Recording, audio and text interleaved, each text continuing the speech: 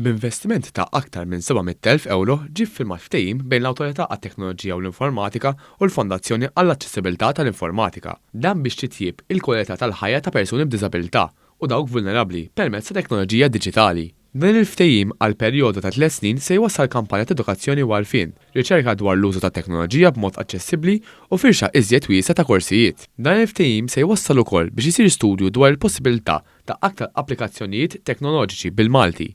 Il-Ministru għall-Ekonomija Silvio Xkembri saħaq li dan il-ftehim huwa importanti għaliex permezz tiegħu persuni b'diżabilità se jitgħallmu b'mod aktar effettiv dwar l-użu tat-teknoloġija tal-informatika f'postijiet differenti, fosthom fuq il-post tax-xogħol, l-iskola jew id-dar. Qegħdin naraw kif dawn il-persuni b'diżabilità nistgħu ntuhom aċċessibilità aħjar għat-teknoloġija permezz ta' iktar taħriġ, iktar equipment, iktar post minn fejn joperaw u dak kollu li jġib miegħu. Kien għalhekk li bħala gvern irridu nkomplu nuru r-ruħ soċjali tagħna speċjalment man-nies li huma aktar fil-bżonn. Il-Ministru għall-Ugwaljanza, ir-Riċerka u l-Innovazzjoni Owen Bonnici faħħar l-isforz tal-FITA li qed taħdem bisħieħ biex tkompli ttejjeb il-kwalità tal-ħajja ta' persuni vulnerabbli permezz ta' teknoloġija li qiegħda ssir dejjem iktar sofistikata u tindirizza l-bżonnijiet differenti.